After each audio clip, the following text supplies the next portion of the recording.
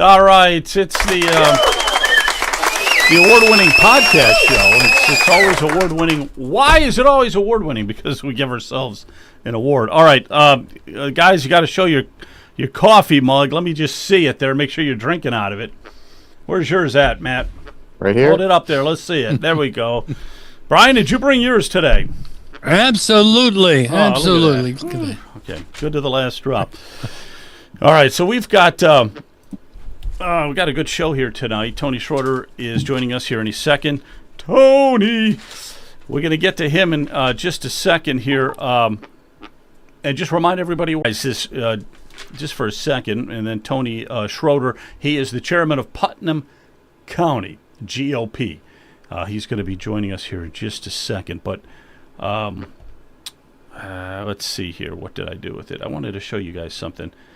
I don't think Trump put this out, but it's interesting. You got the guy. This is heavy metal at its best, right? Uncle Sam. Oh, man. You got Trump on the drums. You got J.D. Vance. And you got Mitch McConnell. He's crying. Mitch McConnell.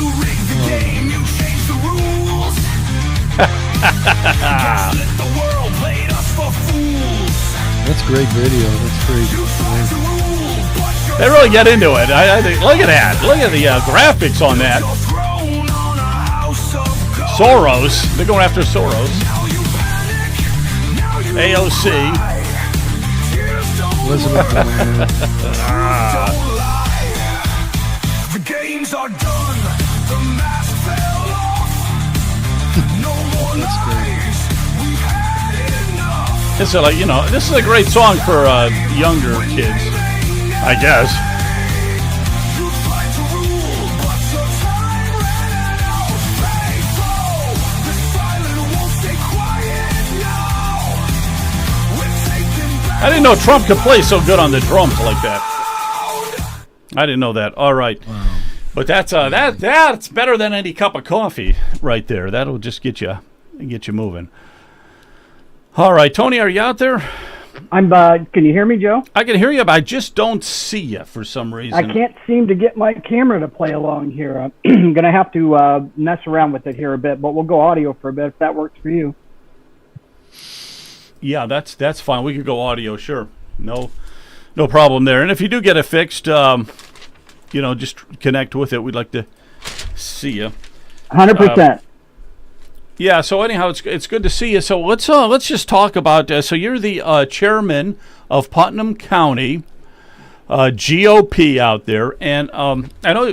Can you see me? By the way, when you're in Zoom like that, you can see me, right? Yeah, I can see you well. Yep, and I see Matt on as well. Good evening. I for some reason my webcam decided to crap out on me this evening, so sorry about that.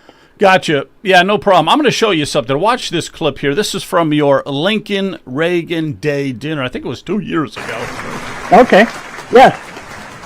But you had Marjorie Taylor Greene, right? Here she is. Sure did. And in fact, that clip is a lot of fun because that was recorded by one of her staffers as she was coming out from the back. And I talk all the time about social media being a force multiplier. They used that video of her entrance and her speech and clipped it into, probably 20 different short clips that they used, wound up with over 250,000 impressions on that Wow. in the week or two afterwards. It was absolutely crazy. this very one, I got it off your Facebook page.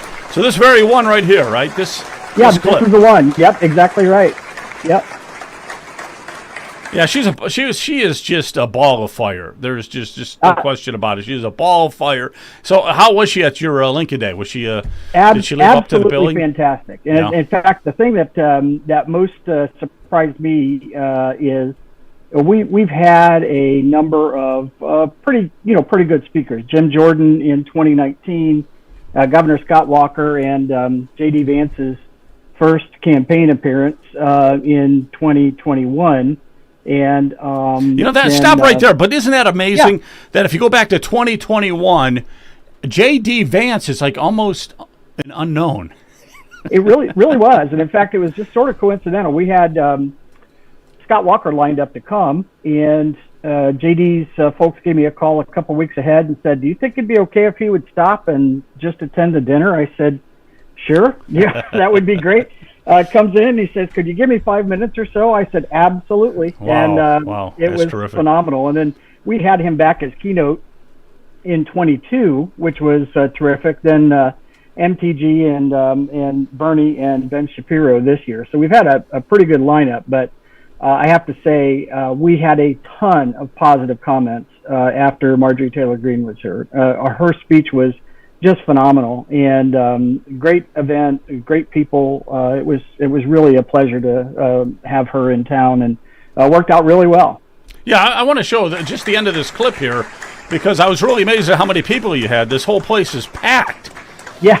Yeah. Look at that. I mean, that is an amazing Reagan Day dinner. That Yeah. night was about just under 400, and when we did Shapiro with Bernie this year, we had about 680, something like that, which is about as many as you can fit in that hall. So it was a very good time this year as well. But we typically throw one of the largest ones on the west side of Ohio, and usually have really outstanding attendance from folks in Northwest Ohio and really across the state, especially political figures that are looking to campaign up this way. It's a pretty good place to stop. Oh, it's awesome. Yeah, I was looking at the demos, too. You guys have like 85% Republican The most in your Republican territory. county in Ohio, yeah. And I have 85% Democrat where Right. I'm in my I was gonna area. say. So we're like just flip-flop the whole thing. I do feel sorry for my colleagues on the committee who are living in less positive areas. I actually had 3 precincts this year that went over 91% in turnout. Wow. My own hometown of Glandorf, we had 65 people that were registered but didn't vote. The rest of us all showed up. So it's always a pretty good thing to have. Hey, let's go into this here. Let's talk about this whole musical chairs thing. I want to get Sure.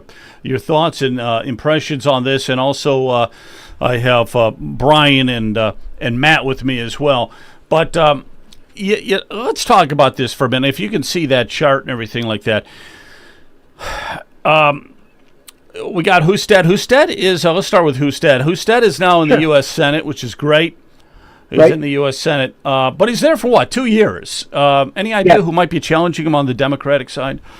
Well, the only obvious one to me, and I think to a lot of other folks I've talked to in the party, is Sherrod Brown. Sherrod has made it pretty clear, at least he did make it pretty clear, that he wasn't done with politics. Seems obvious that he would take another crack at this.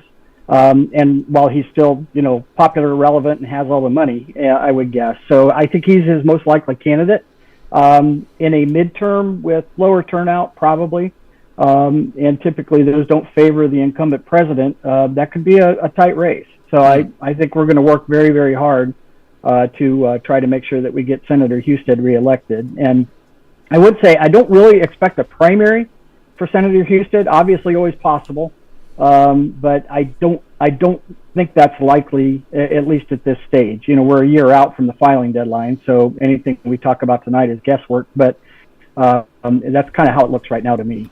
Right, I would agree with you on that, too. I just don't see anybody coming in there. It's going to be hard enough to get him across the finish line, and we don't need a primary. But, hey, somebody comes along. Let's talk about Yost here for a minute. Okay, so Yost is interesting. He was auditor, attorney general. Now he wants to be governor. This is why we do this whole thing here with this musical chairs, okay? Go round, and Because when the music it's- stops, sit down. It is just kind of crazy. It's crazy. All right, so he is the current attorney general. He wants to be governor, but he's going up against some really tough competition. Vivek Ramaswamy has just thrown his name into the hat. So what do you think about Yost, and what do you think about Vivek? Well, certainly the governor's race has changed pretty dramatically in the course of the last month or so. A month or so ago, we were looking at Dave Yost, and likely Robert Sprague is probably getting into that race, potentially one or two others. With Vivek making it clear that he's going to announce, and he is announcing, I think, next week. The early polling I've seen shows him with a massive lead. I think that's public polling, so not giving away any secrets there or anything. And certainly I think he's going to wear the mantle of the Make America Great Again movement, likely be endorsed by the president. and he's already working with J.D. Vance's campaign team from the 22 cycle. So I think he's going to be formidable. I wouldn't say that that's a done deal yet because you don't know how these things play out. And again, it's a year until the filing deadline. So yeah, a lot can happen. We have to see how they go. Yeah, a lot can happen in that time. Wow. But Indeed. right now, yeah, Indeed. I would say because of all the national attention and everything like that, he's probably got to be the front runner over Yost.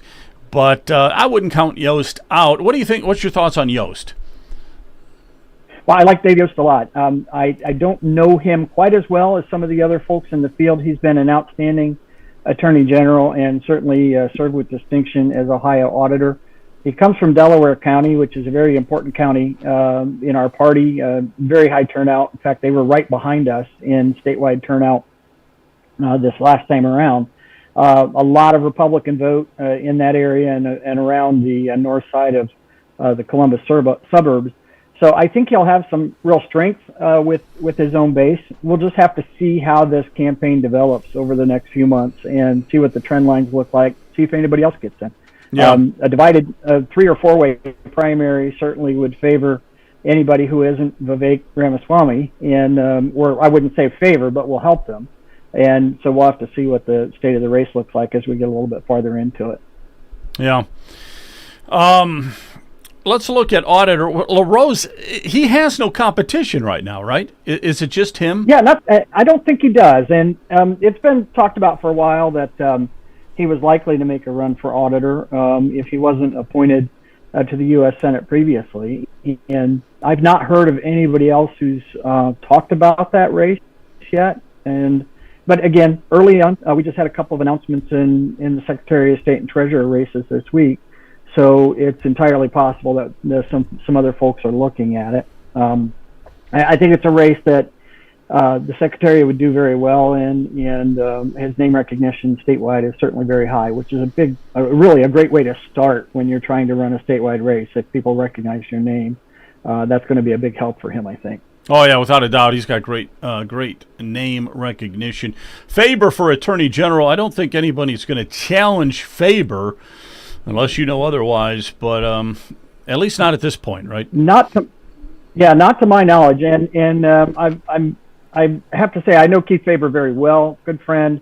He's from Western Ohio, and you'll find when you talk with me, Joe, that I'm a Northwest and Western Ohio chauvinist. I think this is the most important part of the state in Republican politics. And look at the leadership of what's going on in Ohio right now. The Senate President is in Northwest Ohio in Henry County.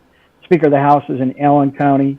Faber from Mercer County, and Secretary or Treasurer Sprague from Hancock County.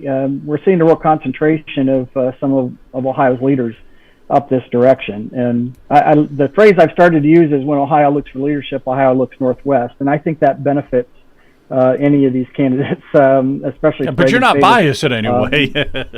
I am entirely biased. I freely admit it. So the only danger of living in Northwest Ohio is we're too close to the Michigan line. So there's plenty of U of M support. But, you don't want to actually go take a car ride and just meander into Michigan. All right, that would be horrible. It can happen. It can happen. Yeah. It can happen. All right, now if we go with Sprague, Secretary of State, so he'll be looking over the election process and everything. Is that good? It is very good. In my own opinion, Robert Sprague is a good friend of mine.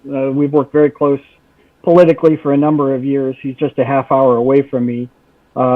He's been very good in working in particular with party chairs up in our corner of the state, and is at just about every event and involved in just about every event. So he's got a strong base to start from, which is going to help him out, I think, tremendously in this race. And he also understands the role, I believe, very well, and I think will run a very, very solid race.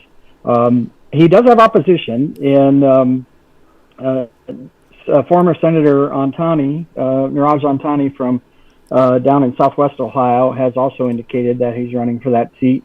I think that's going to be an interesting race. We'll see how that develops as it gets underway. I think Antani's probably I'd have to call him the underdog at this point.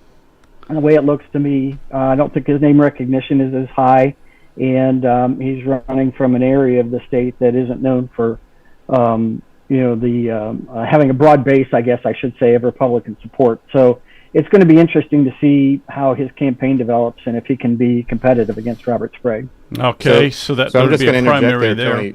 So just for a moment, so I believe I saw on, and unless it's a fake, a fake news or a fake account, I think Antani switched races. He had posted earlier this week on Facebook that he was suspending his run for Secretary of State, and is going to be, and I thought I saw, yes, he's announcing for State Treasurer 2026. Oh, interesting. Yeah. Oh, okay, I must have missed that. I was away a fair bit this week, actually in Columbus more than I wanted to be. Yeah. And so Yeah, I mean, he had posted about Robert Sprague having entered the race because, remember, everybody's sort of shifting around. And so Robert Sprague had been talking about a gubernatorial run, but I think when that sort of thinned out and we saw Vivek's, basically going to be running, Sprague, shifted his focus, and I think that caused Antani to shift his focus now over to, I think it's treasurer.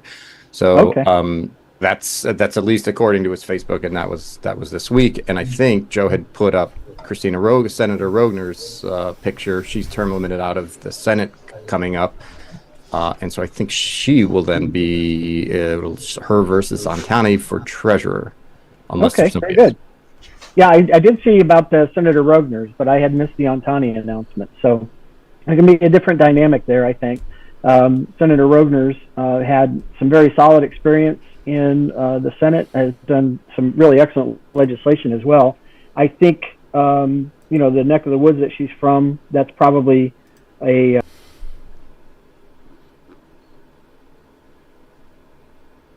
Oh, what happened? both of them. Tony, are you there? Yeah, I'm still here. Can you hear me okay? Yeah. Go ahead. No, I was just finishing. I think just mentioning that with Senator Rogner getting in the race, I think she's also going to be a very solid candidate there. Has some pretty strong backing, I think, in her own constituencies and a real record to run on, which is something I think that matters when you're talking about a down ballot race. Hey, also for Secretary of State, there was one other, and I forgot what her name was. Matt, do you remember? I don't. Yeah, I'm trying to. I was trying to remember. Was it a three-way at the time for Secretary of State? But I can't quite remember. Boy. Anyhow, I must have missed that one. I didn't. So there had been a lot of talk about Senator Teresa Gavarone. Yeah, Gavarone running for Secretary of State. Have you heard? That's what I've heard, but I don't know if you've heard that either. I can say that I think she is looking at it, but she hasn't made any declaration yet, as I understand. So, and I was with her a day this week in Wednesday for the Ohio ballot board, and we didn't have an opportunity to talk about it. Fortunately, that was a short meeting this time, so we didn't have to hang around. And but I know that she was at least considering it. I'm not sure what her actual plans are and when she might be announcing if she does decide to run. So you're going to be on the ballot board, which is fantastic, because when the Democrats put up all these constitutional amendment changes, you got to speak out and say, hey, this word has been misspelled and this sentence doesn't make any sense, and you guys got to redo it. Yeah, right? It has to be redone. Yes, got to be exactly redone. Right. Well, yeah, that's and interestingly to me, and I don't mean to swerve too far off, but the ballot board is very similar. I've been a long-time member of the Board of Elections here. It's very similar in terms of the structure. That is, there's two members appointed by the minority leaders of the two bodies of the General Assembly, and two members chosen by the Speaker and by the Senate President, with the Secretary of State as the chairman and basically the tiebreaker. He's the only statutory member. So consequently, it's not uncommon. I think the votes are usually unanimous, or they're 3-2. That's just how that works. But it was obviously designed that way. It itself was the result of a ballot issue back in 1974, and was designed to be a board that looked at any issue going on the ballot from a partisan viewpoint. So I don't feel uncomfortable about taking on that role. that's great. We need the way we do it. we need somebody like you in there to cover that. I want to see if Brian has a question for you. Hi, Brian. Yeah, I do have a question. How much money does it cost to get one of these seats at the state level? I mean, I know the commissioners in Lake County, they spend over $100,000, so I would imagine it's millions, right? To get a seat at the state Brian, level. I think the straight answer to that is it depends where it is. Any number of members of the General Assembly are unopposed or have no serious competition, and those races are relatively inexpensive. I think most members probably budget $40,000 to $50,000, something like that, for a GA seat. If there isn't a strong primary and if there isn't serious competition, that's more than enough to do, all of the other functions. Some of them spend less. I know that for a fact in certain areas of Ohio. The really close seats, and especially if there's a strong primary, can be quite pricey. Low six figures is not out of the question by any means. So something like a Vivek, if Vivek gets into the race, that ups the price of that seat, right? Most significantly, I would imagine that the Vivek candidacy, and again, depending upon who runs against him, and that's a bigger question in my mind in the gubernatorial race than whether the primary, if there's a strong primary or not, because I don't know who the Democrats are possibly going to put up for governor. But that'll be a pricey race. I would say probably $15-20 million on his side wouldn't be outside of the question. Look, we're in an environment where the Marino versus Brown race last year topped out at close to $540 million, literally $500 million spent to elect. $540 million for Marino? Yeah, yes, exactly right. Yeah. But that was split. That was split. That's Democrat and Republican, right? That is correct. Yeah, it was the most expensive race in the history of the United States for a Senate seat. Amazing. Yeah, we needed that Senate amazing. seat. We needed that Senate seat. One more question, if I may, Joe. Yeah, go ahead. When I see someone that's been Secretary of State and then wants to run for Attorney General, are they qualified for the Attorney General spot? I mean, just because they held one office. Yeah, in the case of Keith Faber, he's actually the state auditor currently, and as auditor has his own law enforcement authority. In fact, many had carried out, I'm not sure, I've even lost count, dozens, maybe 100 or more since he's been auditor, investigations that have led to prosecution and referrals to the Attorney General's office. So a big chunk of the auditor's state duties, in fact, are enforcement related. And so the other piece, at least in terms of Keith Faber, is he's a practicing attorney, courtroom lawyer, has been for many years. I think he'll be a very, very solid choice for that, combining both the private sector experience and his work as state auditor up till now. I see. One other question. I was looking at the Lake County, the registered voters, and the number of Republicans, Democrats, and non-affiliated. 70% of the registered voters in Lake County are not affiliated with any party. Is that generally true in your area? Very much so. In fact, even in a county as partisan as ours, and I should say we're currently, I think we have to call ourselves the most Republican county in Ohio. Mercer County is very close to that as well. We turn out 83%.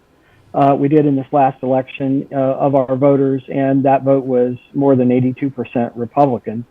But our primary election turnout at its highest is usually only around 50% in a presidential year. So that means a good chunk of our Republican voters aren't registered or don't vote in the primary, I should say.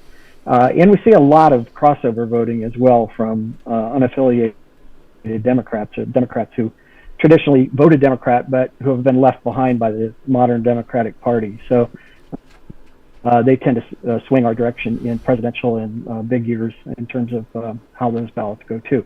So yeah, it's not uncommon. It's a part of it's an anomaly in the way that Ohio recognizes voter registration. You're registered to a party simply by showing up at a primary to vote. Maybe somebody decided they couldn't go that day, or they were, they're a regular voter, but they got busy, so they didn't turn out, pull a ballot in the primary. It doesn't mean that they've lost their party affiliation or their interest. They just aren't considered by the state to be a Republican voter any longer. So until they do see. it again. Thank you very much. Yeah, so Appreciate pretty that. common. And I think I'd have to look at Lake's numbers, but I think that's still been a solidly Republican county for us, and you'll Yes, it is. see that pretty much across the state. Tony, we only got a couple minutes here, and we got to have you Sure. back because there's so much to talk about. But Oh yeah, hey, listen, real quick, last question here. This is the congressional map. They have to be redrawn, correct? yes, yeah, that's correct. What? Yeah, so how would they in be 20 redrawn? Do you think? I mean, Yeah, that. Thanks for setting that up. I should have led in with that. In 2022, because of the back and forth between the Redistricting Commission and the Supreme Court, with Justice O'Connor and her Democrat colleagues striking down each map that was sent to them, a group of citizens sued in federal court. A federal judge ordered that the same maps, or the last maps that had been passed, be used in 2022, but also indicated they were only valid for that election, which means, or for the next election, I should say, which means those lines have to be redrawn and a new map has to be produced before the next congressional cycle. And so, as I understand it, from talking with leaders of the bodies and some of the other folks involved, they're going to be looking at doing redistricting after the budget process is cleared through the General Assembly. So probably be convening to do maps again in September, I would guess, or maybe sometime in August, and starting that process again, for the next cycle to be getting underway. When they redraw these maps, I guess real quick, the one I'm concerned about is number 9. Yes. And that one we lost by less than 1%, that congressional seat. And Right, that is Marcy Kaptur. So she is ripe for the picking. We got to knock her out. Do you think, they should just redraw 9 a little bit, plug in a few more Republicans somewhere, right? There you go. Well, I honestly think they are looking at that, and that parties involved are looking at that. Look, the last redistricting cycle carried out by other states has netted the solid Democrat gerrymanders in several of them, which means the number of potentially competitive seats nationwide has dropped to a low number. And so we're talking about a 3-seat, 4-seat, 5-seat majority either direction, probably in the next Congress, which means each seat matters more than it ever has before. And I would say that Ohio 9 is right for the plucking. It's ours to have if we can not only have the right candidate and have solid support for that candidate, but potentially look at making it a little bit more Republican. I think the index up there right now is about 2.5 points, Republican 2.5 points, somewhere in that neighborhood, which was beatable by Kaptur because I think of her tenure and long experience there. It's not real hard, in my own opinion, to redraw that district and increase that index to 4, 5, 6 points. And if you do that, I think that winds up creating a seat that maybe Marcy Kaptur decides not to run for again. So we'll see how that looks as we get a little bit, farther underway. But I do think that's going to be a target. And I think they're also going to likely look at Ohio 13, which was a close race. I think there's some adjustments that could be made there that could potentially net us another seat or maybe 2 in Congress. So that's the Akron area. Yes. Mm-hmm. That was another close race. These things are like gold. They are. Literally, Yep. These congressional seats are so important because Right. Such a razor-thin majority now for Trump, and any seat that we can get without losing a seat is gold. Yes, exactly. I saw early list out that puts both 9 and 13 in the toss-up category for the Democrats. And so, again, I think that's fertile ground and is something we have to look at. And I agree with you, at least as regards the dangers here, because in a tough off year, losing the House would be, I think, very bad for the potential of getting anything done in the second half of a Trump term, and in particular for hopefully setting up our favorite son the vice president to take a look at running for the White House himself in 28. So it's critical. And that's right. We could have an Ohioan running for presidency in a few years. I can't think of anything better than that, Joe. I really can't. That is the ultimate. Yeah, that's the ultimate. We got to get them fit, and we got to get more electoral votes in Ohio. I mean, we used to have like 20. Now we got like 17, I think. So and get it back up to 20. We were on the bubble. Yeah, we were on the bubble list with the Electoral College last time. I think another 15,000 or so residents counted our way would have retained a seat that we lost.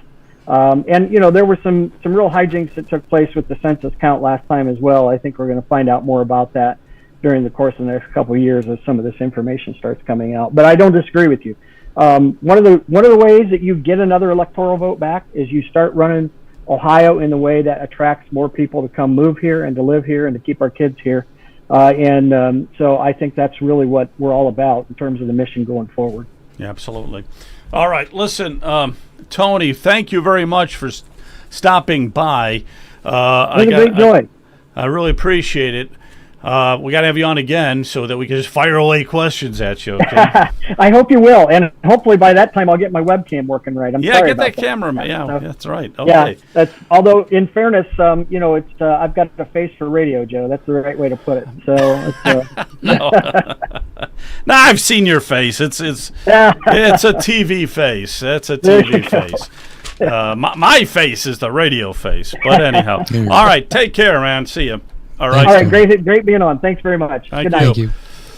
All right, we're going to go to Jennifer Gross here. Just a second. I want to play this though. Watch this. This is the USAID administrator, Samantha Powers.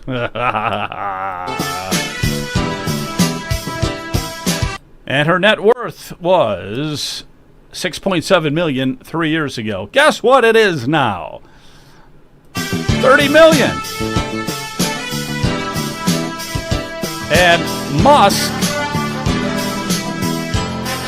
Musk is going to get to the bottom of that. So we've got our world famous state rep, House District 45, Jennifer Gross. How are you?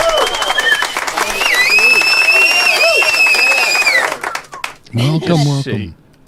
This is weird, but I should be able to get you there? over there. How you doing? Am I on two screens? Because I see myself on two different screens here. So Twice as nice. Yeah. Let's see. Do you want me to? I don't know why. Fine, why it's a. Let me try something here. It didn't work. Well, anyhow. How you doing? Where'd you go, Joe? You're gone. Do you want me to turn off my video? There's one. No. Don't touch anything. Can you see me? You touch something. I can't see you, but I can see two of me. Well, it's really good to be with you tonight. And Joe, I just want to thank you for the opportunity to be here. Okay, let me just give a rundown to everybody who's here real quick, and I'm going to let you just run with it, okay? All right. But don't. You are on right now. Everybody can. We can see you. If that helps. So you're on. That's you're, fine. You're on camera. I'd rather have have the blank screen, but it's all right. And okay. All right. First of all, guys, we are going to. Let me see who's out here. Jonathan, you're out here today. How you doing? Hey, everybody. Brian is out here. Leonard made it. Leonard, how you doing, man? Good to see you. And we've got Matt Urbis out here somewhere. There he is. Hey, Matt. There he is. Ohio Political Action. All right. So here's what we're going to do. Slight different format tonight. This is Jennifer Gross. She's going to run down a bunch of bills that she has co-sponsored or sponsored.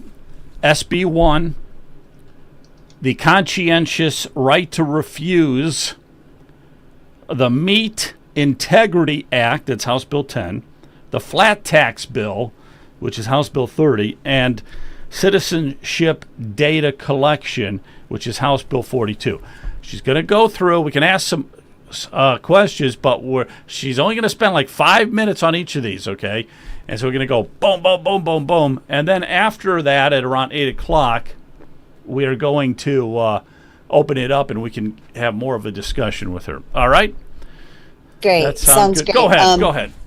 I just want to thank you, Joe, for the opportunity to be here. I've been meeting with my district for 4 years, and so I'm going to count this as my 38th town hall, and the opportunity to meet with not only my district, which is 45, but also other people in Ohio. Just a reminder that we are in the beginning of the General Assembly. I wish that we were faster at passing legislation. But when you're a full-time legislature, you tend to spend more time.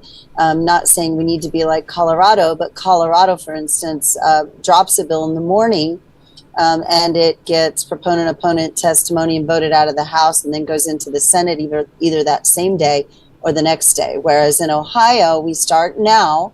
So as people are looking at legislation and they want legislation to be moved, it really needs to be dropped in Ohio, not always, because if the legislature wants to move something quickly, we can move it after the first year. But right now, if you have a bill that you want your legislator to drop it really by May or June of this year, because remember how a bill becomes a law.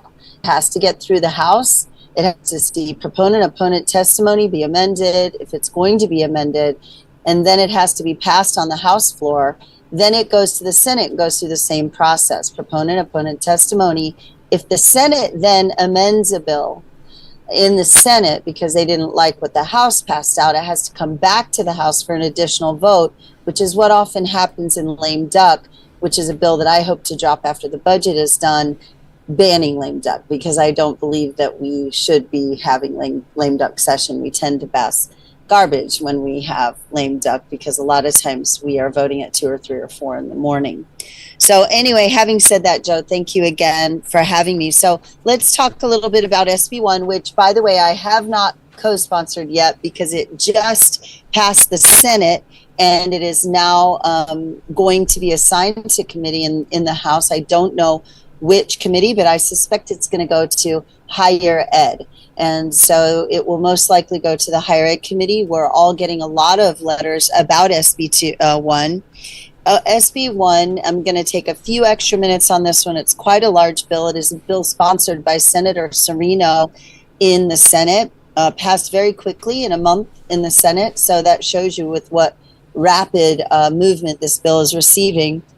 It requires the institutions of higher ed to adopt and enforce policy requiring the institutions to prohibit any orientation classes, courses that require diversity, equity, and inclusion, and it prohibits the continuation or the creation of any new DEI offices, and it prevents continuing DEI in the colleges. Remember, these are public colleges in Ohio. It requires each state institution, its policy to affirm and declare that it will not endorse or oppose any controversial beliefs or policies, except on the matters that directly impact the institution's funding or their mission. Let's be really clear, because what we're hearing in the news, and the news is choosing to say that we're going to stifle voices and we're going to stifle opinions. That is absolutely not true. What it actually says is that it requires the institution to affirm and declare that it will not endorse or oppose any controversial beliefs or policies except those which would affect the funding of the institution, the mission of discovery, improvement, or the dissemination of knowledge. So I hope I didn't say that wrong. But by the way, if people want to find this information at our Ohio Legislative Service Commission, they can go to www.lsc.ohio.gov. The next thing, it requires the state institution to respond to complaints. If anyone files a complaint and states that they are using DEI in the university, they are required to respond to that complaint. It also allows the legislature to withhold general funds. The General Assembly can withhold or reduce state operating money as well as capital improvement funds in an organization or a university that continues to implement DEI. So you can see as a conservative why, and also why those who support DEI would oppose this bill. It requires that the university treat all faculty, staff, and students as individuals, allow them to hold their individual equal standards, and they need to provide every individual with equality and the opportunity with regard to their race, ethnicity, religion, sex, sexual orientation, gender identity, or gender expression. But it also requires that the university provide no advantage or disadvantage to faculty or staff or students on the basis of their race, ethnicity, religion, sex, orientation, gender identity. So there's that. And I'm going to jump because we are at quite a bit of time, but I also want to really focus on collective bargaining. Remember, these are public universities that salaries and a lot of their money comes from the state. This expands the current law, prohibition against collective bargaining, faculty workload. It prohibits full-time faculty, and I want you to hear this, prevents full-time faculty members of the state institution from striking, and instead requires them to submit unresolved collective bargaining disputes to a final offer settlement procedure. It also requires each state institution to develop a 3-credit hour course in the subject of American civic literacy, and it requires the course to include the study of the American economic system and capitalism and mandatory reading assignments. So you can see that those people that are pro-communism, that are pro-collective bargaining for state institutions, and those that want to implement DEI would oppose SB 1. I do believe that SB 1 will pass. I have not spoken to the speaker myself. I cannot tell you that it will not be amended, but I can tell you that I do believe we have the votes in the House. I would look for rapid passage of this bill. Oh, so that great. is that SB is 1. excellent. That is excellent. That's terrific. So I know I took a long time on that, but that is the only bill right now that has moved out of the Senate that is already into the House, is moved rapidly through the Senate, and probably, I would imagine, through Speaker Huffman will move quickly. The next bill, I believe, was HB 1, and HB 1 is sponsored by Reps Klopfenstein and Reps Daniels. That's Jack Daniels, Rep Jack Daniels. This bill prohibits cell-cultured proteins from being marketed as real meat in Ohio. So we know that right now it's only chicken that is, they're culturing meat, and they're calling it chicken, and they are culturing it from cells. We're very, very crafty with cloning and things like that. This bill requires us to tell the consumer that if it is in, like if you had ground beef, for instance, you know that if there's a meat extender of soy in your ground beef, because it will say soy protein. What we don't see at this point is cell-mediated grown meat. You cannot market that you grew a chicken on the earth and that they ate bugs and were a happy chicken. You cannot not say you grew a cell-cultured chicken meat in a petri dish. If you're saying it's chicken, it has to be fully chicken. It can't be cell-mediated chicken. I suspect we'll get beef in the future, but this will protect our food supply, and it requires that is identified in products in Ohio. HB 30 is a bill that would phase down the income tax to a flat tax. And so, as you know, we are moving now. I know, and you guys know, that I would want no income tax, right? But we do, depending on who you talk to and what budget you look at, we do receive $8 to $16 billion from our income tax. So we have to have some yahoos decrease the amount of money we're spending in our budget in order to cut the income tax. So a lot of times, as much as I'd like to rip the Band-Aid off and completely go zero income tax, what we're looking at is we've gone from 7 to 3 to 2 brackets. Now we will go to a flat income tax. This will be a challenge because I do believe, and the flat tax would be 2.75%, and that would be beginning in the amount of excess of $27,350. So unless I've misread the bill, which is always possible, and if I mess up, which I probably will, I'm sure I'll hear it on social media, but I'll do my best to not share information that's incorrect. But I do believe that this starts when you earn greater than $27,350 a year. HB 42, how are we doing on time? HB 42 is the bill. This is an exciting bill. And you guys, I hope you find this exciting because I sure do. This bill would require certain agencies to collect and report data concerning citizenship and immigration status of persons with whom they come in contact. So the first group would require our law enforcement to report to the governor annually the number of people detained in the previous year who were United States citizens, the number of people who were detained who were not citizens but were lawfully present in Ohio, and the number of people detained in the previous year who were unlawfully present in Ohio. But it goes beyond that. It's not just people that are in our institutions, our criminal justice system. It also requires the number of students who are citizens or nationals in the United States in the schools, the number of students who are not citizens but are lawfully present in our schools, and also the number of students who are not lawfully present at all that are in our schools, because we do require that our schools accept all students, because in our Constitution it says that we will educate students. We do not turn students away, and that is in our Ohio Constitution. Then it goes on, and the last portion is this.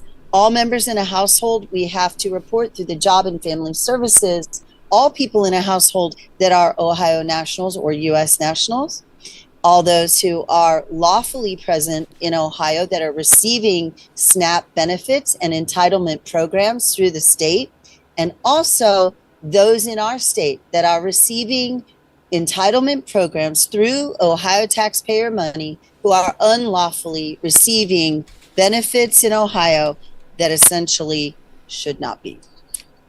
So this bill it may seem extremely dry, but it is foundationally important, because we are not able, unfortunately, to get all that information. We don't know the people that are coming into Ohio.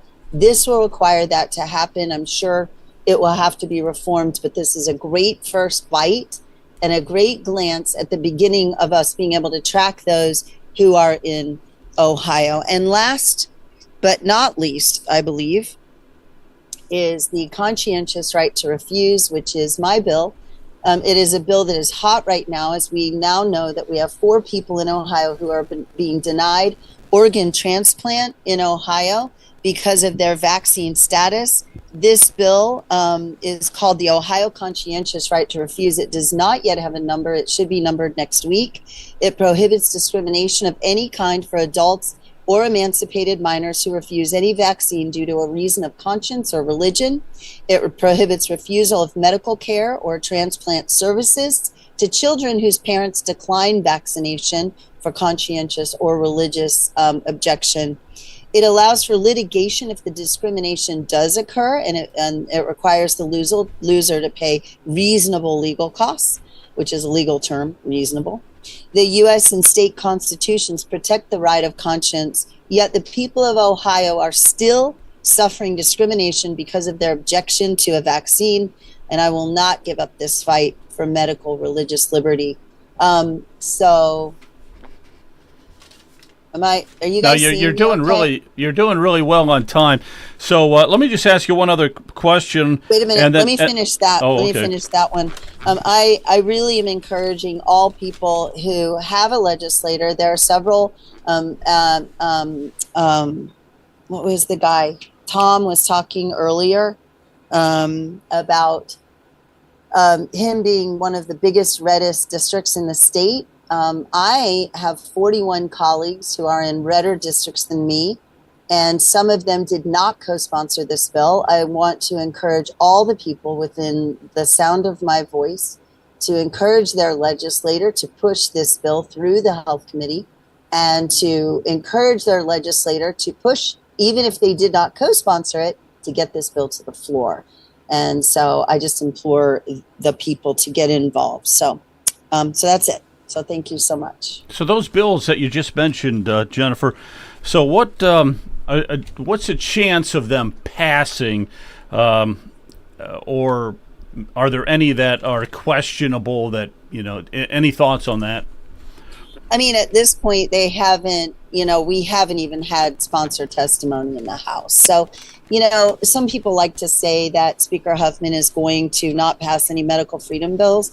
I will not say that until he doesn't. So I'm going to give him the benefit of the doubt and the opportunity to to protect religious liberty and protect reasons of conscience, since we are a state and a nation based on religious liberty. That would probably be the hardest one. I obviously there will be opponents. There were 400 opponents to SB 1 in the Senate. They say it's because of DEI. I'm sure that's part of it, but I suspect it's mostly or a lot related to the collective bargaining agreement with SB 1. But when we are the ones approving the budget, I do believe that, and it's a state-funded university, that you should not be able to strike against the state taxpayer. So ultimately, if we're putting the money in their budget, in their coffers, then they would be then striking against the people. Right? I mean, because the people, we make no money in the government. Let's be really clear. We take yours and we spend it. So I think it's very fair for the state to say, as far as collective bargaining, we have the ability to do that. I'm being told that maybe my head's cut off in the video. Are you guys seeing me? I mean, I don't know what the people are seeing on their end on Rumble, but I was just. I think when Joe puts the frame with the chyron and your name below Got it, it. then you might you Got see it. this. Got it. Okay. So- It gets a little cut off. I'm sorry about that. Yeah, we have to adjust that for you, but we'll get it next time. I'm one just so other grateful question you- for you, Jennifer, and then maybe at 8:00 we'll just go into a round robin discussion on some of this stuff. Okay. Sure. But what about the budget and Medicaid? Do you want to speak quickly on that? Well, I am the chair of Medicaid, and Medicaid is, if you look at all of our federal funds, I don't know if your listeners realize this, but approximately 30% of the Ohio budget comes from the federal government when you look at our full operating budget. I would argue that when 30% of your budget comes from the federal government, you are not sovereign. You are not an independent state. We cannot function with the way that our money is coming right now from the federal government. I'm the chair of the Medicaid committee. Medicaid, when you look at our whole budget and all of our funds, is 50.3% of our budget. Approximately 3.3 million Ohioans are on Medicaid. 25% of our spending goes to what we call Group 8. Group 8 was the Medicaid expansion under Kasich in 2013. And when he expanded, he did some terrible things. I'm sorry to the governor, but he did some terrible things that affected our property tax. And some of the things that we're seeing in our property tax, which I hate to bring up, we do have some of that too. We didn't get to that one. I should probably bring that one up too. But he took away a relief valve that automatically prevented our property tax from exceeding a certain amount in percentage increase. But when he expanded Medicaid, we put people at 133% of the poverty level on an expanded program where Ohio pays 10% and the federal government pays 90%. Those people are not disabled. They are not handicapped in any way. These are people that earn 133% or less in their income. But the problem is that they sold this to a lot of the states, saying that group of people would not use the benefits. What we're finding is they are actually using all of the benefits. They're largely using the benefits. And just so that everybody knows, one person per month in that category is $909 a month. So, and then anybody, even in our disabled population and others, we are paying $909 for an adult and approximately $330 for a child. So all told, with all monies, including the federal money, a family of four costs the Ohio taxpayer $2,500 per month.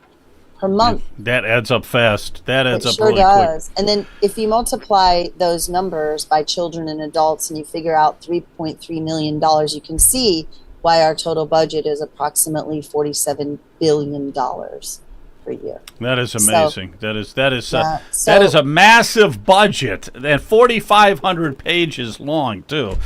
It is. And you know what? Since you said that, Joe, I would encourage everybody listening within the sound of this video, go in there, find the budget, find it, get the PDF, search it, search the things you're interested in, see where the money is going. You're not going to find that on the Ohio checkbook. As great as the checkbook is, you've got to look at this budget. Amendments for this budget are due March 14th. And that means that if you see spending in this budget and the language is out that you don't like, you write and you say to your legislator, I would like you to strike this expense. Like, for instance, I have 8 meetings on my calendar on Tuesday. And what I've begun doing with every organization in the spirit of SB1, when they come in, I'm going and I'm typing the name of their organization, and some are nonprofits, and I'm typing in DEI. And I'm finding that a large portion of the people coming in and asking for money on Medicaid have page after page of DEI on their websites. Now, you would think that if they were looking, that they would scrub their websites. Now, they also need to not do that anymore. And personally, and I posted this on social media, if an organization spent money on DEI, they should be removed by that amount of money. Their budget ought to be lowered by that amount, and they should be penalized so that they don't do it again. And that came from a person who wrote on my Twitter page or X page. So I love that idea. I'm like, hey, I like this person. So. Okay, so let's do this. That was excellent. You gave a great summary of everything. Let me just recap this. It's Senate Bill 1, which is diversity inclusion. Conscientious right to refuse. Yes, yes. The Meat Integrity Act, which is House Bill 10. Yep. Flat Tax Bill, House Bill 30. HB 30, yep. And Citizen Data Collection, House Bill 42. All right, let's open it up to some of these guys. So you did a terrific job there. Let's go to Brian. Brian, you have a question on any of that stuff you like to direct? Yeah, the House bill that Jennifer has sponsored, the vaccine. What's the number on that again? There is no number yet, Brian, because we dropped it Friday. We'll have a non-voting session on Tuesday. Just a reminder, we are required to have session every 5 business days, and so when we aren't there as a full house, we have what we call a non-voting session, and that non-voting session will occur and the bill will be spread upon the journal, and at that point the bill will receive a number. So we don't quite have it yet. People can look at Ohio Advocates for Medical Freedom and where they can find the bill number when that time occurs. I'm sure they'll be very active promoting the bill. I'll put it on my website as well, or at my X page, when that time happens. But so we really can't help you until the bill has a number. Is that correct, Jennifer? Right. It's just so hot. I was on Fox and Friends on Friday morning. Articles are being written. Children's Health Defense has written on it. It's being written everywhere, and people are calling me. I'm finding more and more children are being denied. I have 2 children now at Cincinnati Children's. I know of 1 boy at Cleveland Clinic.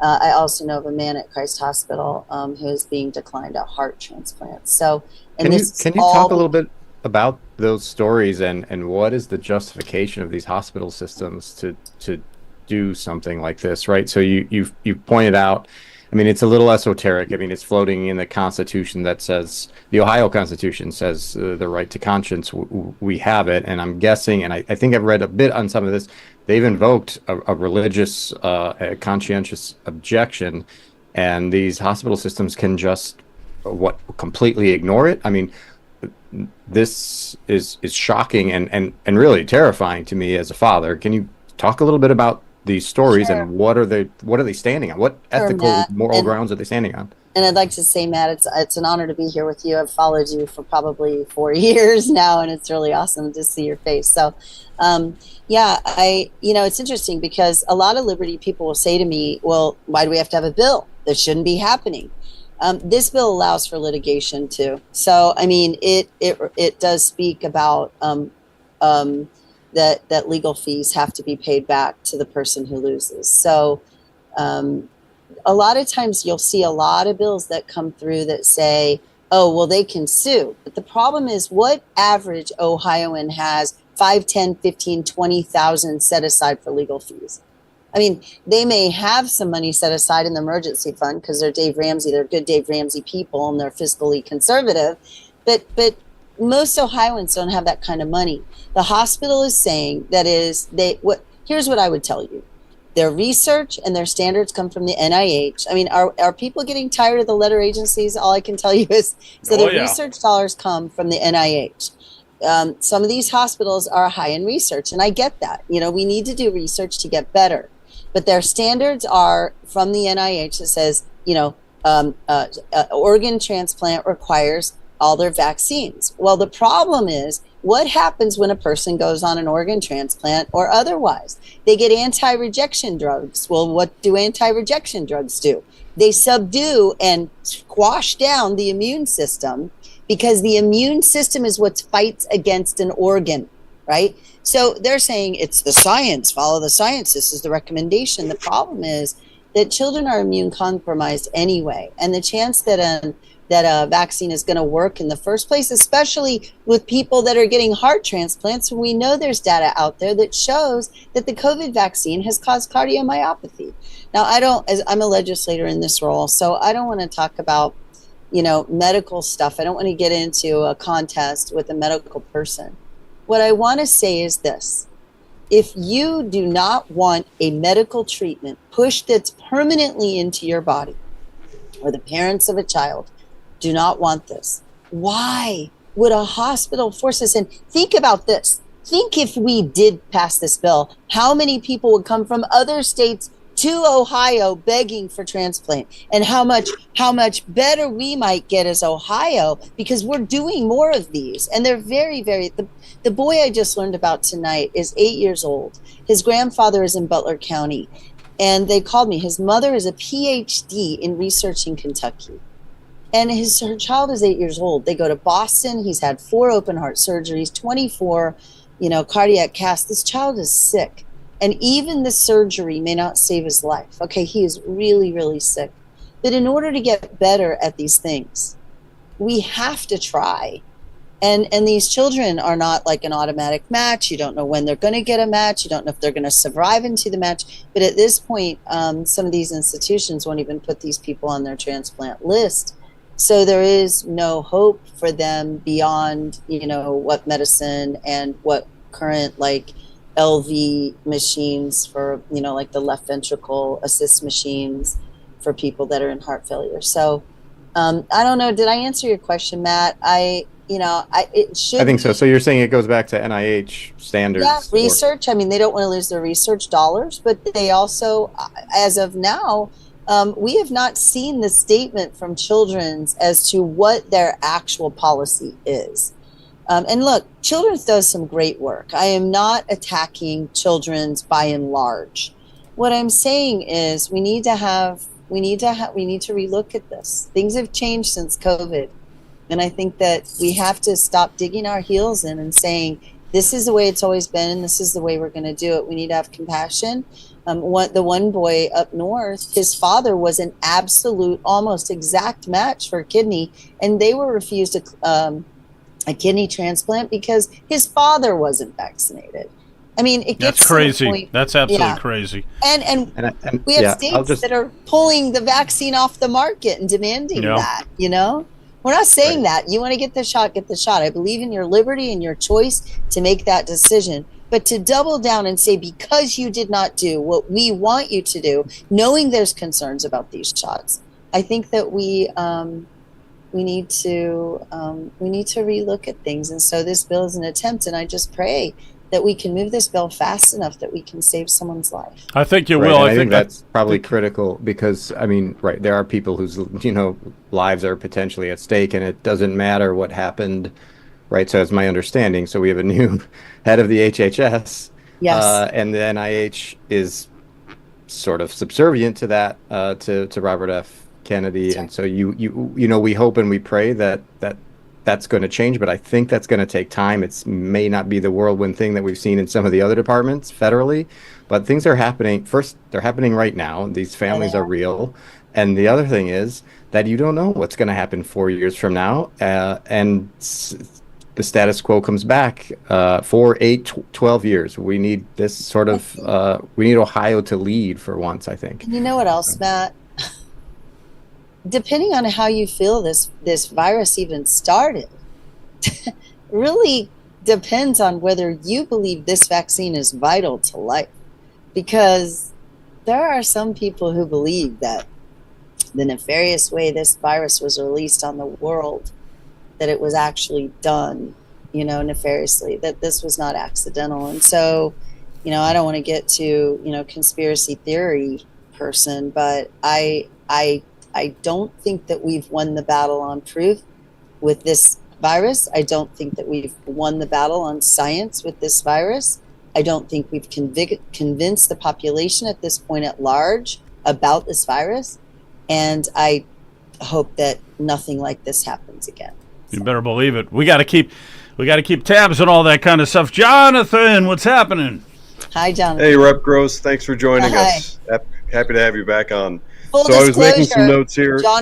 Jonathan, in full disclosure, Jonathan came to my swearing in this year. So hopefully you guys can come if I get elected next time, unless you guys unelect me. So We need you back in again. And I'll tell you what, if anybody has the opportunity to go down to the People's House in Columbus for any occasion, I put that in the notes also.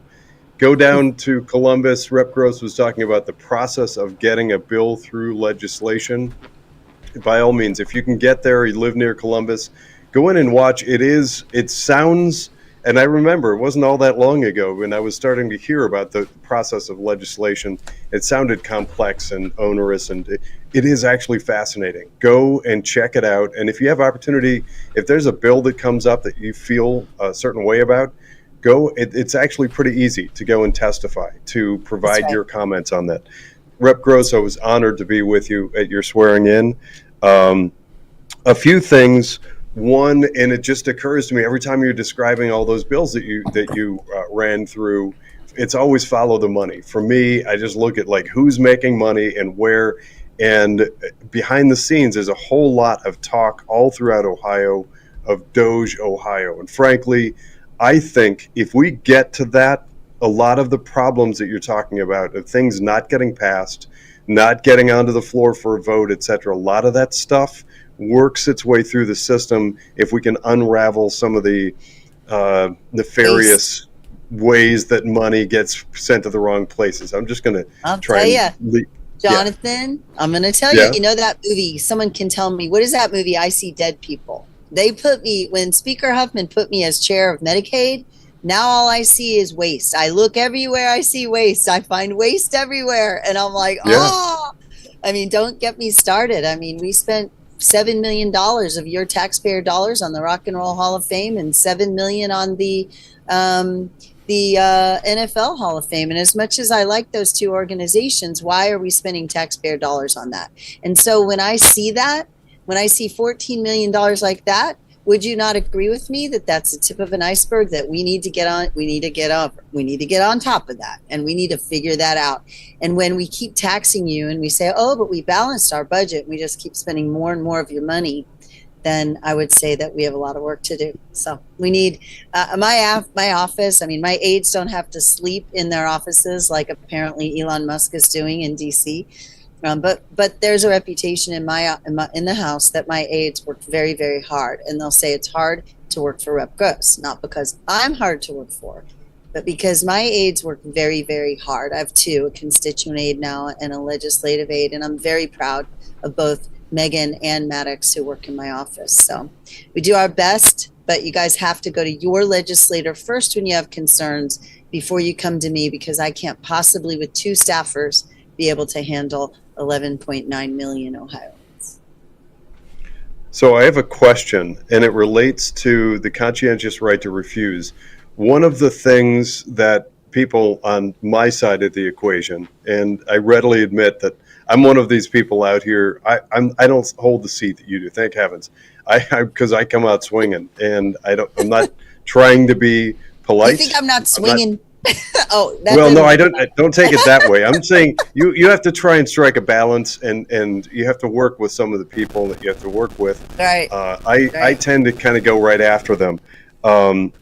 when it comes to the conscientious right to refuse and medical freedom in Ohio, one of the early sticking points for me, and I think it's something that we've sort of skipped over in the process of trying to fight back against the mandates and everything, is taking one step back. What is a vaccine? We know, and I'm sorry to bring this back up, but I'm still like 3 years ago stuck on this ridiculousness of redefining vaccine. Basically, now it means an ameliorant. And as we're talking about this, I think we've inadvertently adapted language of people who have bad intention. Now, again, for me, there's a big factor. I follow the money, look at who's making money in the hospital systems. And I think it was Marcel Sturbridge put a quote up about the how insurance companies pay and how hospitals make money, etc.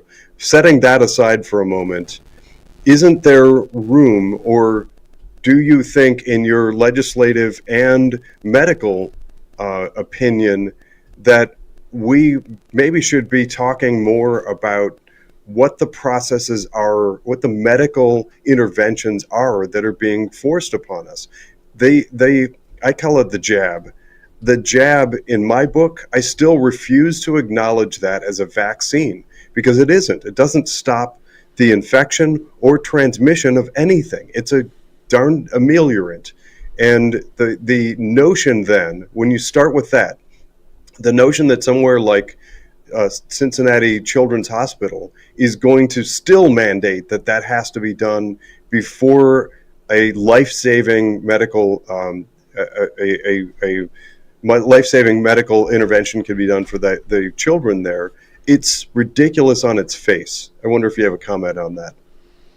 I would say that everything goes away when we allow reason of conscience and religious liberty, regardless of even if it's a vaccine that I believe in, even if it's a vaccine that I don't believe in. And I just so you know, I can't speak clinically because I don't speak that way in this role.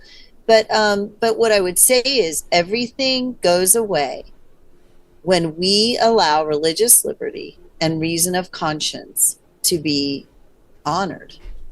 I was very strong with vaccines before all of this started. I call myself, and I've told people this before, that I was a vaccine zealot. I mean, I would say to you, it's your responsibility and herd immunity and all of that, which is why the media never really told the truth about who I am and what my history was. But the reality is that you get the choice to determine, and parents get the choice to determine whether their children are vaccinated or not. And we need to protect medical liberty. For instance, and by the way, this bill does protect the employer as well.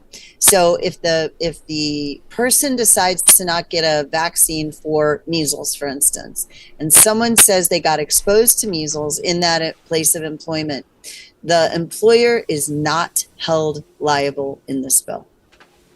So this has business protection in it as well, and it's important for me to highlight that. Even if it is a vaccine that is understood by the medical community, or they are purporting to state that this vaccine prevents disease, I would encourage everyone, again, within the sound of my voice, to research now every single vaccine that has been done up until, and all of them.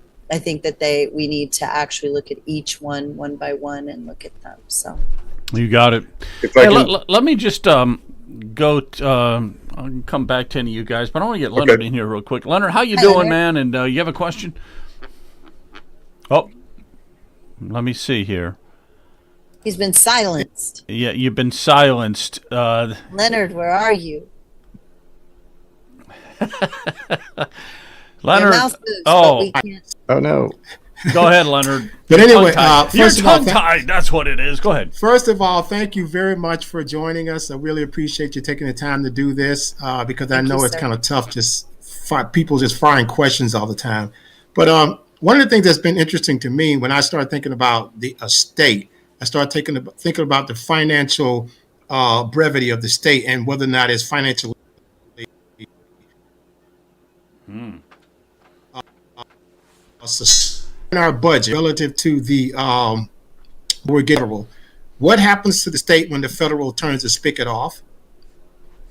So when you're talking, you kind of cut out there. Are you talking about the expansion group, the ACA expansion group? Okay. They are talking about doing that, and what we plan to put, and I hope the speaker will agree. I think that he will. I can't speak for him. I do hope that also Representative Stewart, who is the chair of finance, will also agree that if the federal government cuts spending, we can't possibly come back to the taxpayer and say, you now are going to pay 10% of the group that really needs to go out and work more than 20 hours. By the way, the cutoff is approximately $1,200 a month. You have to make $1,200 a month and you qualify for whatever the for a person one. Anyway, you have to look at the 133% poverty level.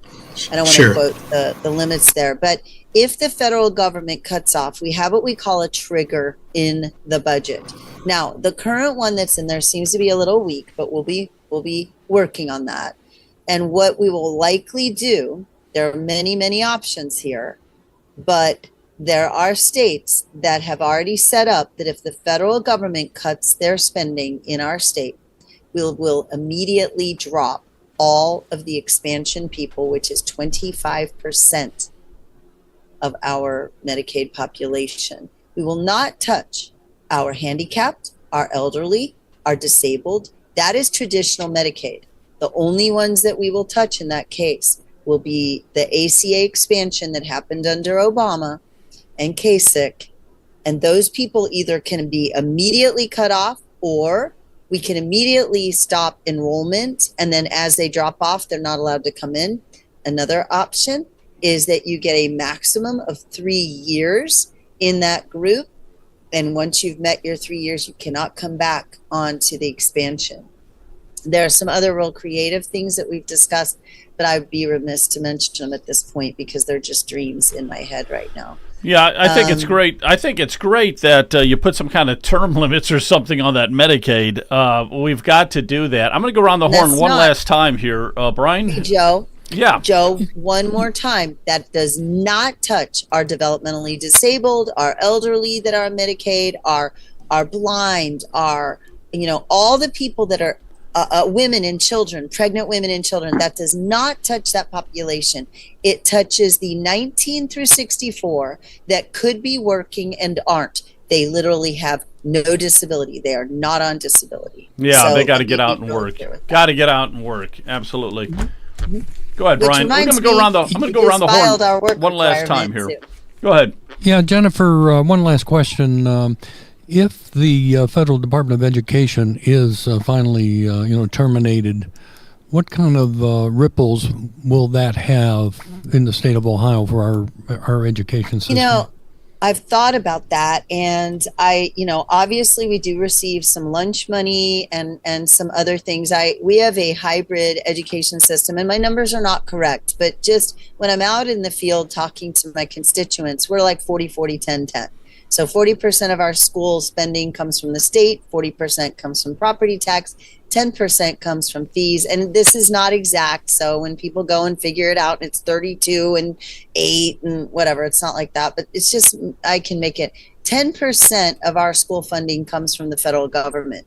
I don't know if they do away with the Department of Education, though doing away with the Department of Education may give more money. There'll be more money in the coffers. So they may still give us that 10% without a Department of Education. But what I don't know is if they do away with the Department of Education, does that also do away with any federal funding? I believe Ohio is strong enough that we could pick that up. And I'm not saying it would be easy, but we've got to reduce spending. You see Elon Musk saying if we reduce spending by $2 billion a day in the United States, that by 2 years we can balance our budget. So what can we do in Ohio if we spend our money more wisely? I'm not saying that'll happen, but the Department of Education goes away. Ohio is fine. We can manage through our own department, Ohio Department of Education, manage our own schools as it used to be. Remember, guys, who developed the Department of Education? I'll buy you a Coke. Was it Carter? Carter, yes. Who said that? Joe or Jonathan? Well, I cannot tell a lie. So it was me. So you owe me a Pepsi, not a Coke. I want a Pepsi. Okay, well, I owe you a Pepsi then.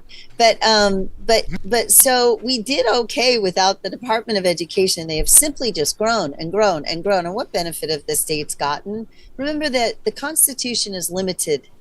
And we don't need a Department of Education. It's not in the U.S. Constitution. It is not the department, but that we will educate our children is in the Ohio Constitution. It is not in our federal Constitution. It is not part of the enumerated powers, and it needs to go away.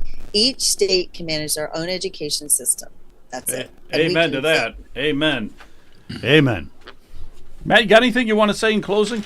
Oh my goodness, so many things. But I guess when it comes to education funding, I'm seeing there's a lot of talk, and I'm talking about the state portion of it.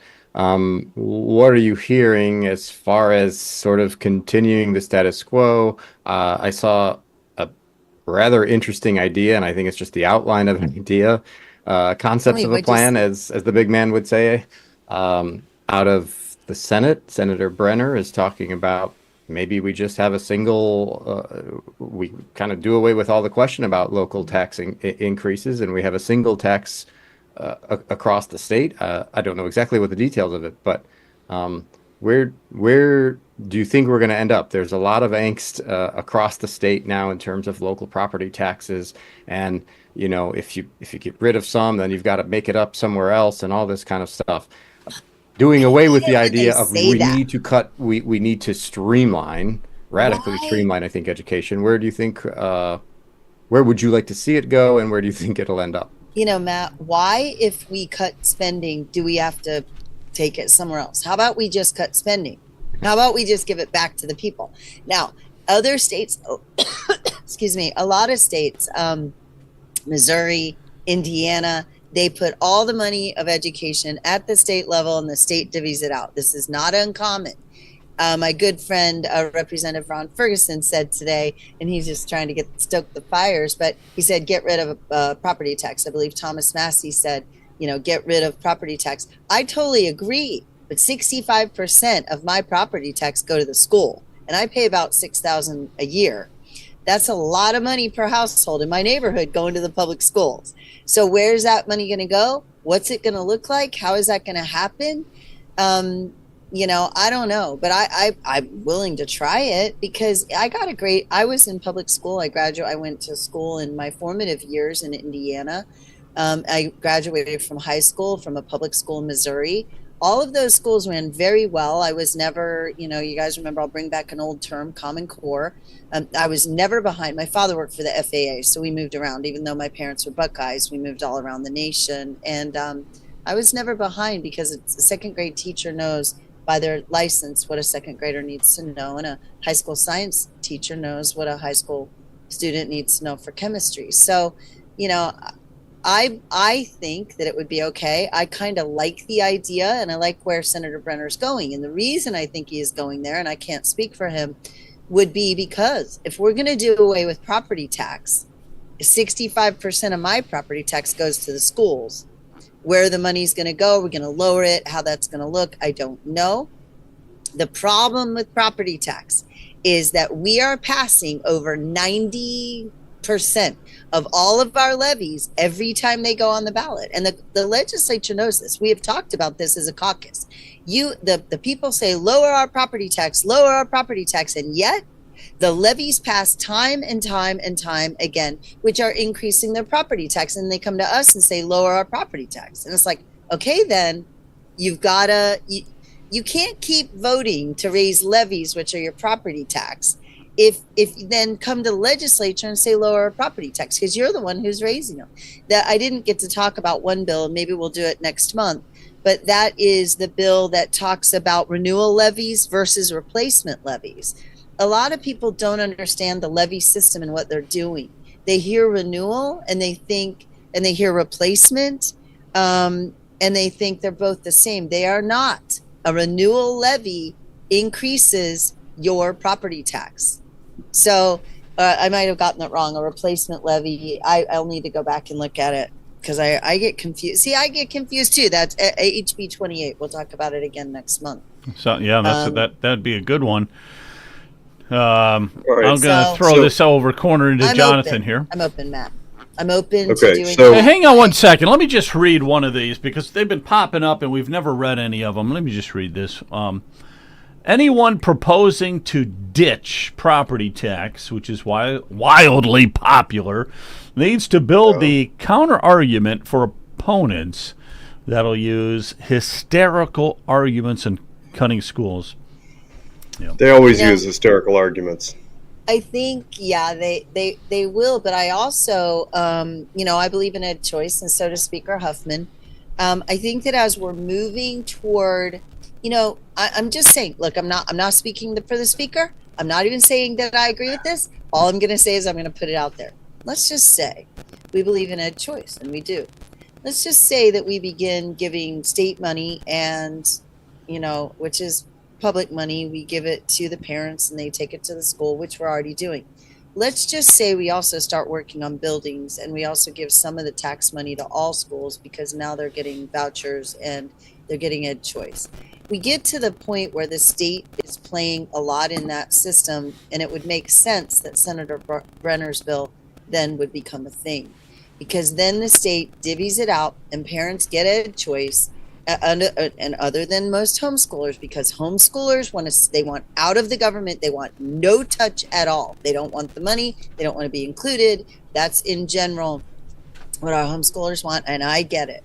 But let's say the charter schools, the public charter, the private charter, the Montessori private, the Christian schools, the Muslim schools, the Sikh schools. I hope I get a Sikh school here in my district because I have a huge Sikh population. Let's just say we're giving money to all of them. I think it does start to look like the state should probably then just divvy it out to everybody equally, and it should be, I would say that I want to say, I mean, I'm a homeschool.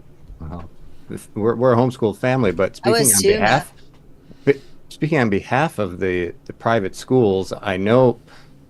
Even if they are, I think a lot of them look at that state money with sort of dollar signs in their eyes. But I encourage you, Representative, and the let's say the conservative members of the caucus to work to put in some guardrails. I think we already saw some disturbing legislation last year about, well, if you're going to be getting the state money, well, we're going to start putting out a state report card. There's already one. There's one of the liberals has dropped a bill saying that all the private schools need to be tested like the public schools. No, exactly right. And then I don't know how to do it, but we need to understand that. Look, if there is a school that as little as 30 people have decided to send their kids to, that's the report card. And if they continue to send their kids to that school, that's the report card, and that is all we need. They qualify. You know what that is, Matt? Free market principles. Exactly. And we don't, I'm worried we don't have constitutionally a protection here. And the more we start giving that money out, they're going to, if we aren't vigilant, they're going to start clawing back and demanding, well, it's state funding. This is the taxpayers' money. But remember, it's a scary proposition. It is it is challenging because right now how we get away from, we're giving the money to the parents and the money follows the child. So if we start getting into that is a concern. But I would also argue, I don't know a lot of public school teachers either who like testing. They start teaching to the test. It doesn't really show what a child is learning. And again, I go back to the professional who knows what an 8th grade math student needs to know and what a gym teacher needs to teach about health, which, by the way, I like Vivek's standards of the medical fitness, the U.S. fitness test again. But we have to allow our state to allow teachers to teach children, hold them to a standard on what curriculums need to look like, but to teach to a test doesn't work. They memorize the answers or the teacher teaches to the test. We know that they spend hours and hours and hours having to teach children how to take this test. that isn't learning. No, that's not learning. And so, yeah. So I'm going to, Jennifer, Jonathan, did you have anything you want to add? Well, you guys know me. I'm going to bite my tongue on the school funding issue. I could go on for hours about that one. One clarifying point, and then I have a question for Rep. Gross. The clarifying point was for anybody that doesn't know my reference to the definition of vaccine relates to redefining it in 2021. That wasn't clear. But I want to talk a little bit about DEI at Ohio State University. So when we talk about pushing back and state funding and universities, it actually may be the case, Rep. Gross, when you are in the State House, that you're in really kind of the hotbed, you're in the lion's den. There are some arguments being made that Ohio State University may be the largest DEI program in the country, with something like $13 million of funding and that's right, and all kinds of stuff. So how do we fight that?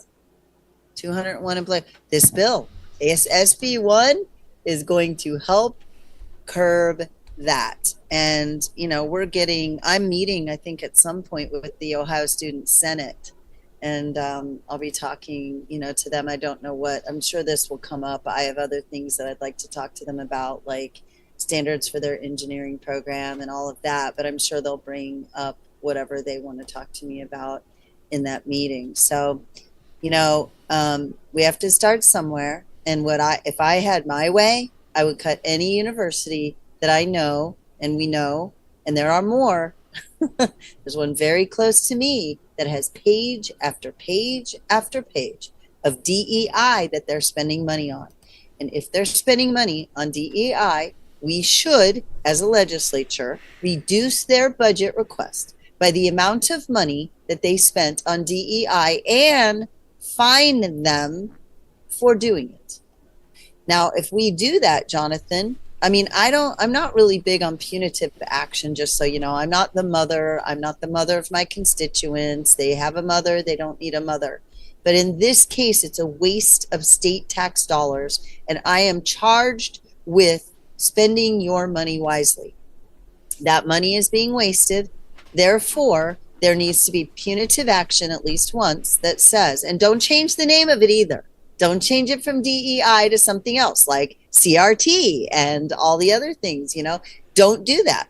And so that's why I think there does need to be a fine or some type of retribution in that case, because if we don't show them, and I don't know, maybe reducing their budget by the amount they spent last budget is enough. We don't need to be draconian, but maybe if we do that, they won't do it again, because we will find out. We will find out. Like I told you, when people are coming in to ask me for money, I'm looking up on their websites, and I'm not going to tell you who it was, but I spoke with Chair Stewart, Chair of Finance, running the budget. I said, hey, I found this organization. I looked at them, and they want money, and this is what they do. And he goes, cut them. And I'm there you go. So I'd happily cut them. And I'm sad about it, because what they do is necessary. But if they're wasting tax dollars if they're wasting your money on this stuff, I'm responsible to make sure they don't anymore. And if they get cut in funding, they go, hey, why did you cut us? And we say, because we went to your website and we saw the DEI on every page. They might think twice next time, but they might go out of business in the process. And again, is that not the way it works in capitalism? So, Leonard, can you hear me? Leonard. No, can you hear? Yes. I think so. Oh. Go ahead. Can you hear me? Oh, yeah.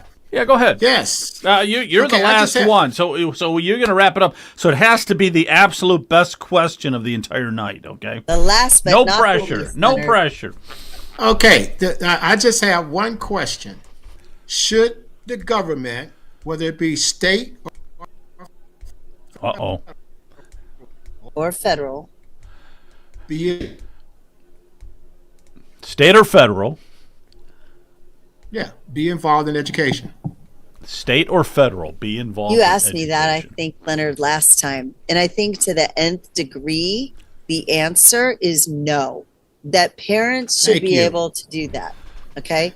However, in our Ohio Constitution, it says Ohio is responsible to educate children. So we're unique in that way. Not every state has that.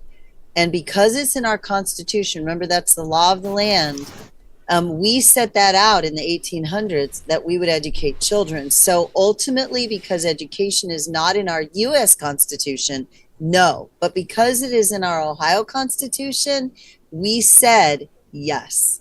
So as an Ohio citizen, we are responsible to be involved in some way. As an Ohio legislature, we're responsible to be involved in some way. I think the stretch and pull comes, how are we involved? All right. Well, I got to tell you, I got to give you some applause there. That's a good answer. I think you did a great job. Thank you. 2 thumbs up. All right. Thank you, So Joe. we really appreciate you taking the time and go over your Let's bills. do it again next month. Yes, we will do it again next month. Going to put it on the calendar 1 month from today, roughly. Okay. And Sunday. on a Thanks, Sunday. Rep Bros. Yeah. Thank you, Thanks guys. very It's much. really an honor to be here. I really appreciate you. I cannot thank you enough. Well, thank you. We couldn't do it without you, that's for sure. Have a good. Thank you again. All right, guys, that's it for tonight. Just gonna wrap this up. Thanks again, Jennifer. Really appreciate it. Thank you, sirs. All of y'all. Leonard, Joe, Jonathan, and Matt. All right, I got to leave it with some heavy metal here. Okay, here's some heavy metal. Hold stuff, on, hold man. on, Joe. Hold on. We didn't oh. promote ourselves at all. All right, go ahead. Do it. That's your job. Okay, I let's held go. up my mug. Make sure to go Hey, look, to here's my mug. ohiopoliticalnews.com and just share. Look at that There you go, the beautiful mug. mug. Woo.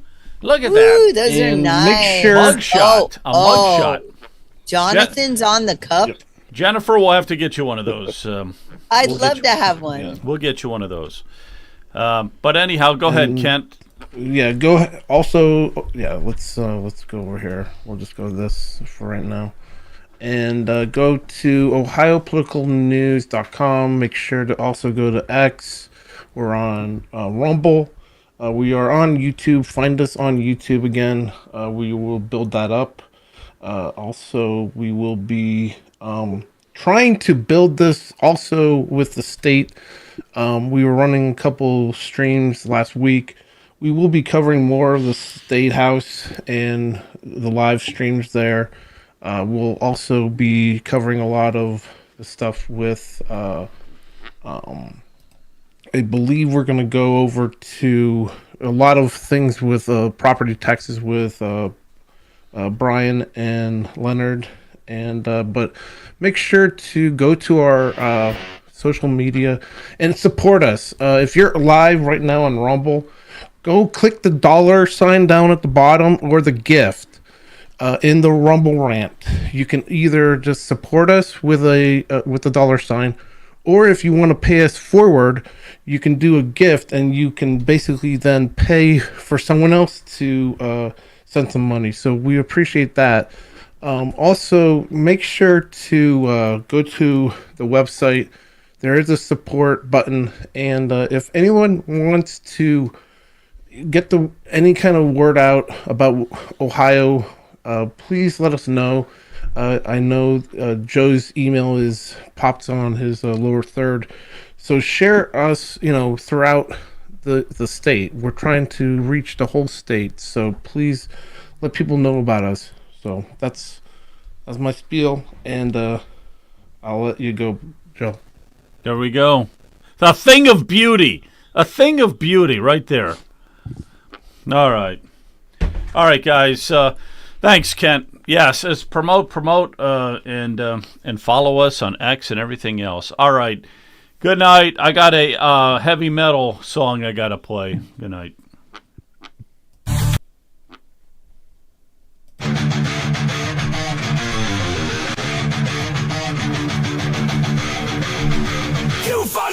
Oh, we got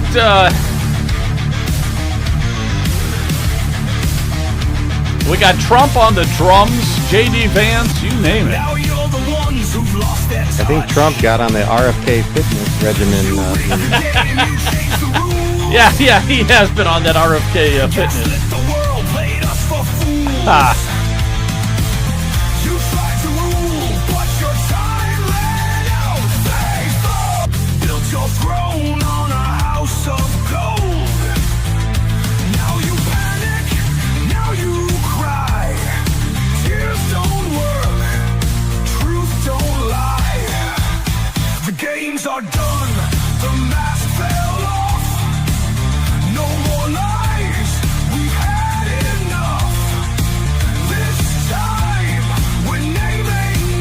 They mean business, that's for sure.